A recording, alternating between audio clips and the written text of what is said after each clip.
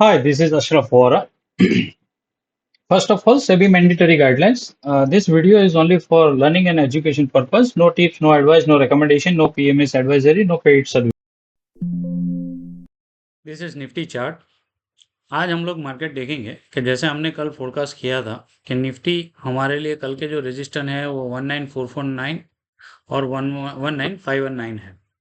अभी आप जैसे देख सकते हो कि सपोर्ट हमने जो दिया था 19379 और 19310। हमने कल क्लियर बताया था कि हम लोग देखेंगे कि ये मार्केट लोअर फॉर्मेशन में आता है कि नहीं आता है। एक्सपेक्टेड था कि वो ऊपर ही खुलेगा और एज यूजुअल वो ऊपर ही ओपन हुआ था और फिर एक रिट्रेसमेंट लेने के बाद वापस एक हाई बनाया आफ्टरनून में और उसके बाद लास्ट 2 आवर्स में वो डिक्लाइन शो किया ऐसे। और यहाँ पे जो हमारा जो रेजिस्टेंस जोन है 19449 वो आज भी क्रॉस आउट नहीं हुआ। दूसरी बात ये है कि कल का जो क्लोजिंग है आज मार्केट वहीं भी क्लोज आया है, तो इम्पोर्टेंट ये है कि हमारा फ्राइडे का जो हाई है वो अभी तक इंटैक्ट है। अगर इसके नीचे जो अगर मार्केट जाएगा तो हमारे को फिर 19310 का जोन हम लोग रीटेस्ट कर सकते हैं और फिर हम लोग यहाँ से फिर वापस एक अपस्विंग 19449 और 19519 की तरफ हम लोग जा सकते हैं।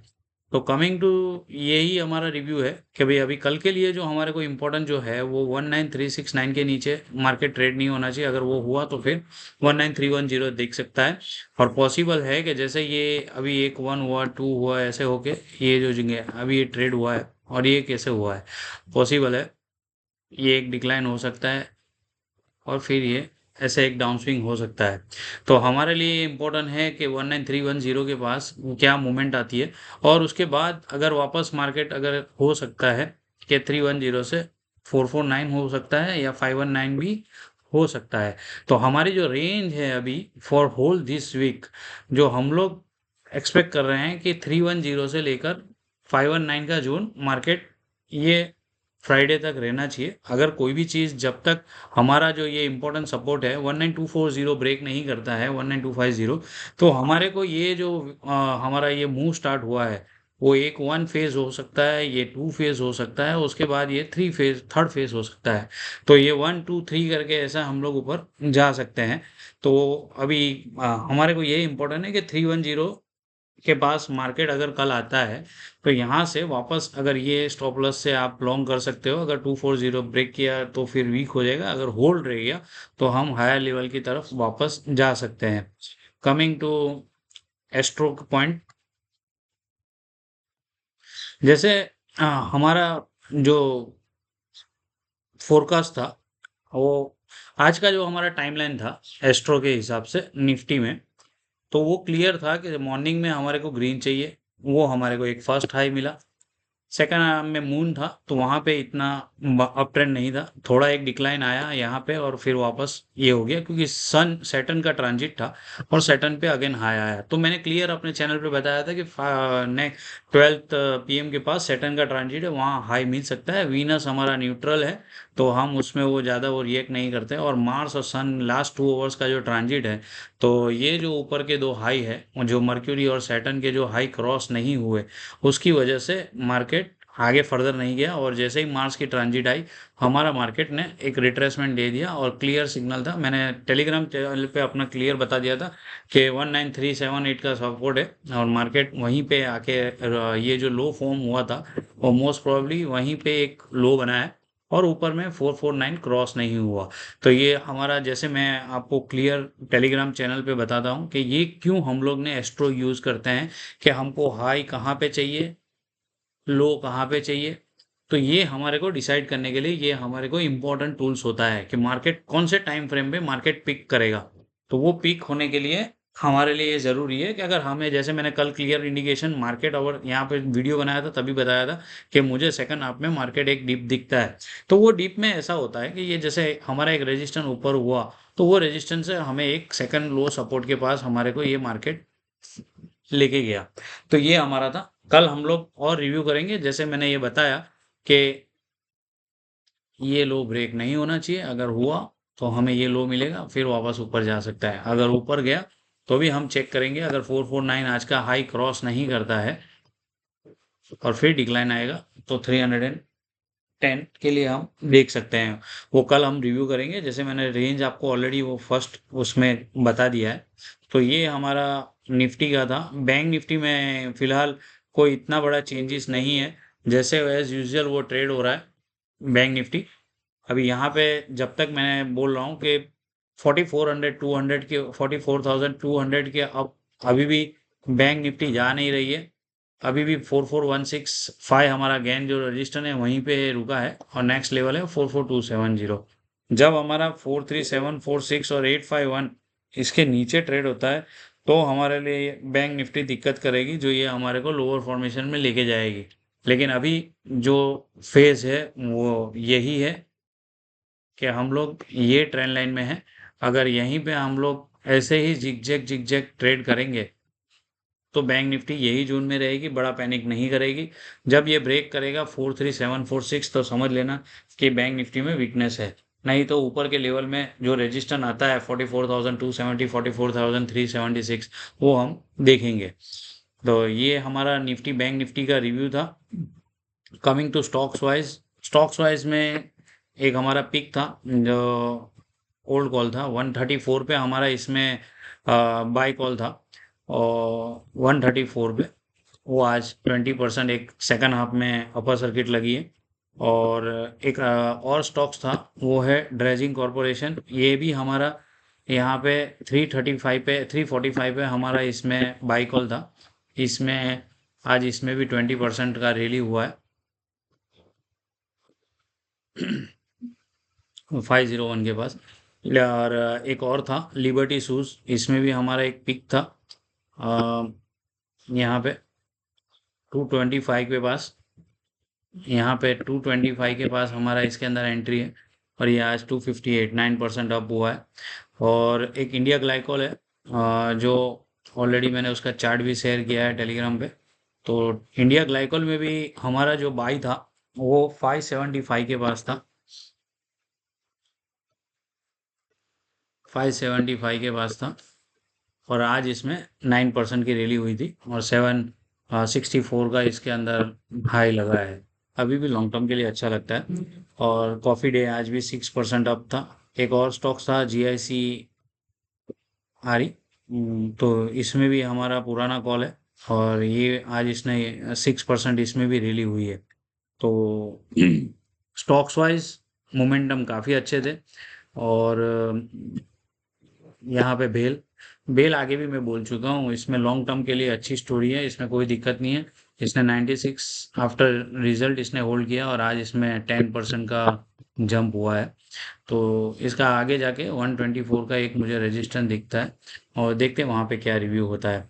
और जैसे एक टाइड वाटर, जैसे आपको मैंने कल भी बताया था, आज इसका 1232 का हाई लगा है, 1232।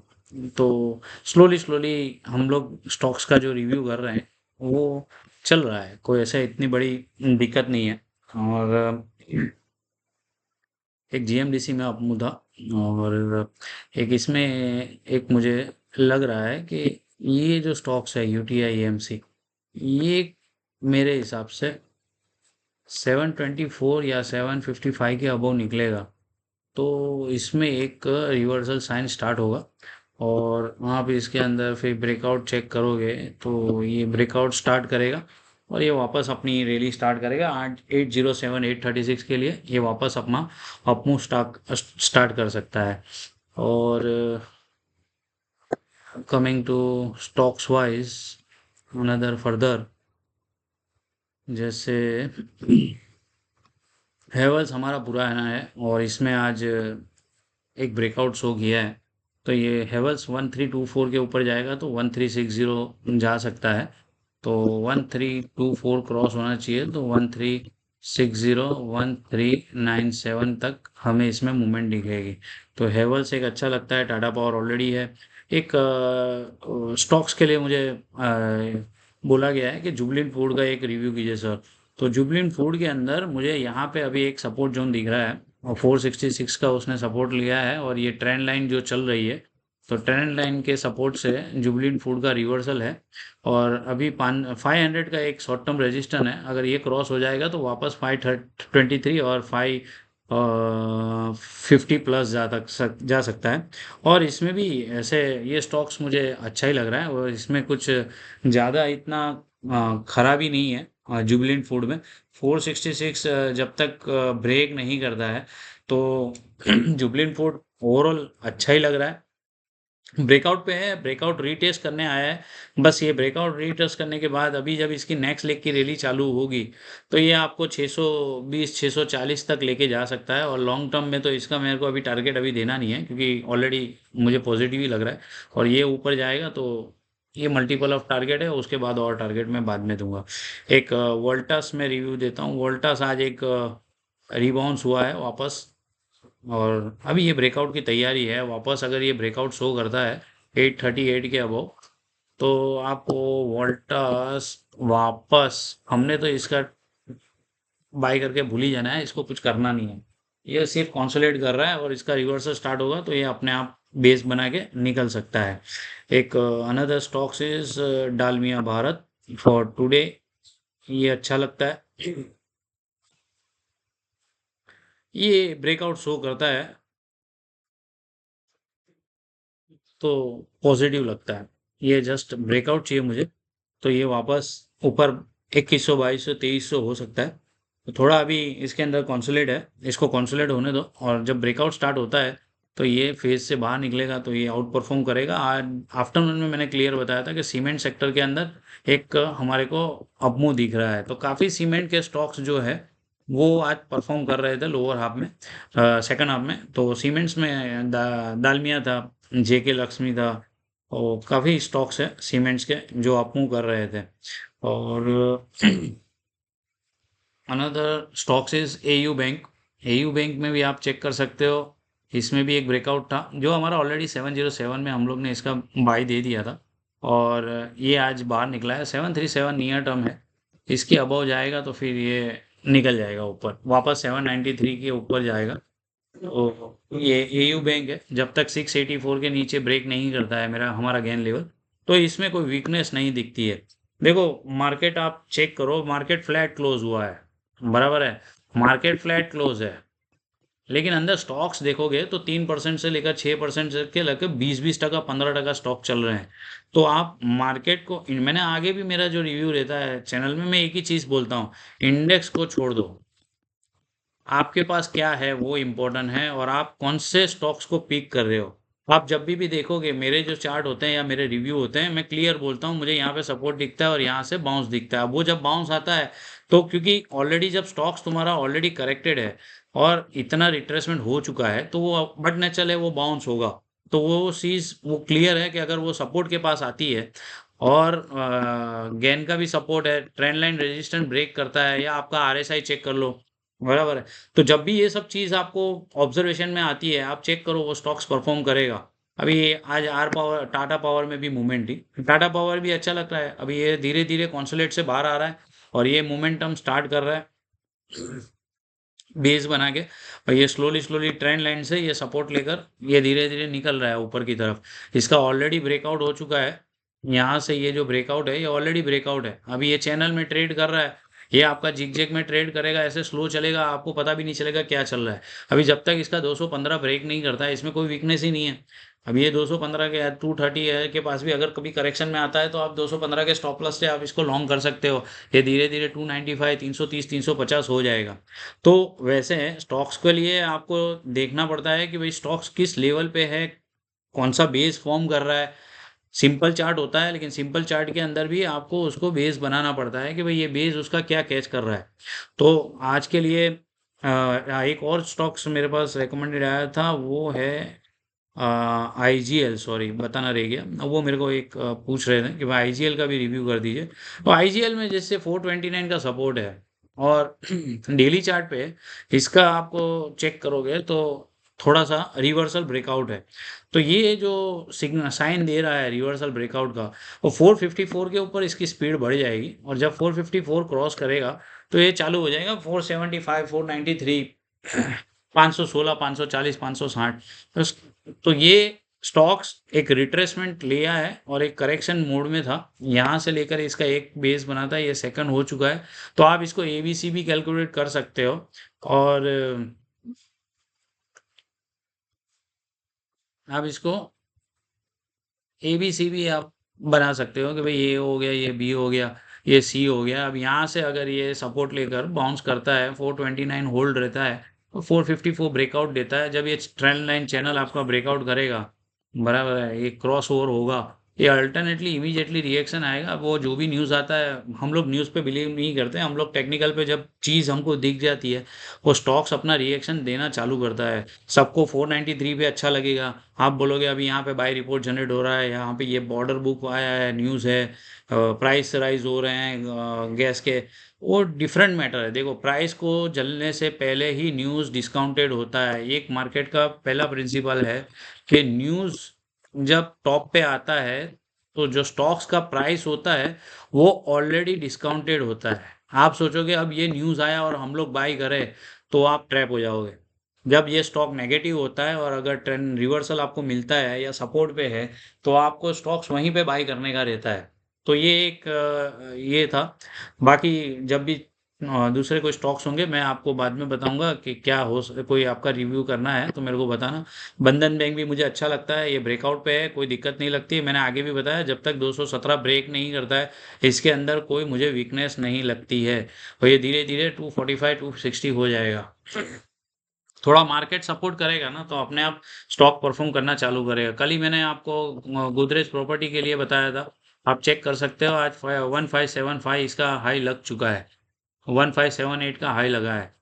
तो स्टॉक्स अपना काम करेंगे। अगर एक बार सपोर्ट उसका फॉर्म हो गया है कि ये इसको सपोर्ट मिल चुका है, और धीरे धीरे स्टॉक्स अपने ब्रेकआउट शो करना चालू करेगा, तो फिर वो जंप स्टार्ट हो जाएगा। अब वो सेक्टर है, जैसे आज सुबह में फाइनेंस स्टॉक चल रहे थे, Mahindra Mahindra finance, L and D finance, काफी स्टॉक चल रहा है। महिंद्रा महिंद्रा फाइनेंस भी मुझे अच्छा लगता है। एल एंड डी फाइनेंस भी थोड़ा कुछ अभी रिव्यू करेंगे उसका, कल हम चार्ट देखेंगे, लेकिन महिंद्रा महिंद्रा फाइनेंस एक अच्छा लगता है। या आपका बैंकिंग में मैंने कल एक्सिस बताया था, आज 58 हो गया था। आरबीएल बैंक देखो, क्या करना है इसमें बताओ। ये ऑलरेडी ब्रेकआउट करेगा अभी थोड़े टाइम में, और रिव्यू करेंगे इसको।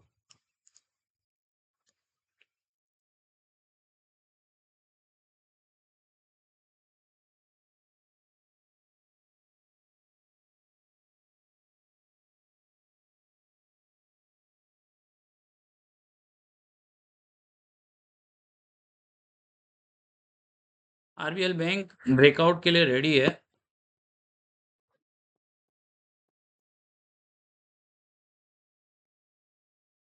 ये अगर रिट्रेसमेंट होता है थोड़ा कुछ 218 तक, फिर इसको लीड कर लो, ये चला जाएगा ऊपर। सो थैंक्स फॉर वॉचिंग, ये हमारा आज का मार्केट रिव्यू था। और जैसे मैंने बताया, हाँ, एक आपको इम्पोर्टेंट और एक चीज़ रह गई जो मैंने काफ़ी टाइम से रिव्यू नहीं किया है, वो है commodity sector, gold and silver. अभी थोड़ा चार्ट पॉजिटिव लग रहा है, इसलिए मैं आपको रिव्यू कर रहा हूँ गोल्ड और सिल्वर। यहाँ पे है शायद मेरा गोल्ड और सिल्वर।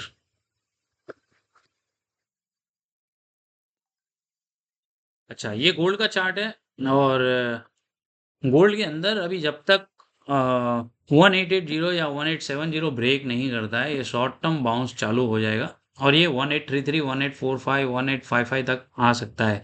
तो हम ये ट्रेंड लाइन चैनल तक रजिस्टर में हमको ये एक छोटा बाउंस दिखता है। अगर ये क्रॉस आउट नहीं होता है 1964 के अबव या 55 के अबव, तो ये वापस हमें लोअर जोन में जाता हुआ दिखेगा। तो अभी फिलहाल हम लोग अभी लोअर साइड का भी डिस्कस नहीं करते हुए, एक टेम्पररी अगर ये जो सपोर्ट है, तो कमिंग टाइम्स में 44 से लेकर 33 या 55 का एक रेजिस्टेंस गोल्ड में मिल सकता है। इसी तरह सिल्वर में है, सिल्वर में भी, सिल्वर में यहाँ पे बाउंस स्टार्ट हुआ है। और यहाँ पे भी इसका ट्रेंड लाइन सपोर्ट से बाउंस लिया है, यहाँ पे भी ट्रेंड लाइन सपोर्ट से लिया है, और 2215 का उसने सपोर्ट लिया है। और ये जो बाउंस चालू हुआ है, वो शायद पॉसिबल है कि 2450 24 या 2480 तक भी जा सकता है। फिर अगर ये 2550 क्रॉस नहीं करता है, तो ये वापस स्विंग डाउन कर सकता है। अपन अभी शॉर्ट टर्म के लिए ये रिबाउंस हुआ है गोल्ड सिल्वर कल से, जैसे इक्विटी मार्केट एक बाउंस हुई है यहाँ पे भी हुआ है। तो गोल्ड सिल्वर का मुझे एक रिव्यू देना था, यहाँ तक के आपको डाउजन के लिए भी दे देता हूँ। डाउजन में भी एक ट्रेंड लाइन सपोर्ट है, अगर डाउजन यहाँ पे होल्ड रहता है,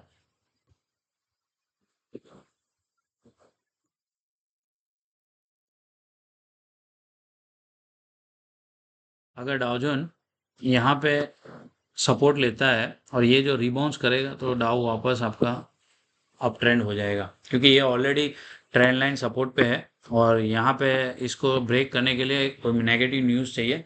और डेली चार्ट पे अगर ये रिबाउंस होता है डाउ, तो आपको वापस रिबाउंस होता हुआ दिखेगा। तो this is the review for the market on Dow, gold, silver and equity also, Nifty, Bank Nifty and stocks guys I already updated. Thanks for watching। और आपके जो भी कमेंट्स हो आप मेरे को कमेंट सेक्शन में लिखिए, अगर कोई स्टॉक्स रिव्यू करना है तो भी मेरे को बताइए, मैं कमिंग वीडियोस में दो दो तीन तीन स्टॉक्स आपके पिक करता रहूँगा।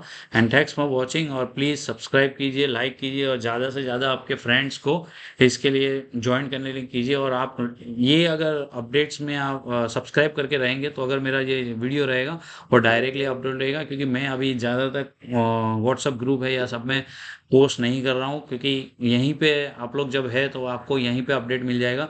मैं 50-60 व्हाट्सअप ग्रुप में पोस्ट नहीं कर सकता इतने सब, पर ठीक है, आपको जहाँ पे यहाँ पे डायरेक्टली अपडेट मिल जाएगा। तो आपके लिए अपडेट के लिए आप प्लीज़ ज़्यादा से ज़्यादा इस ग्रुप को, चैनल को सब्सक्राइब कीजिए और लाइक कीजिए। Thanks for watching.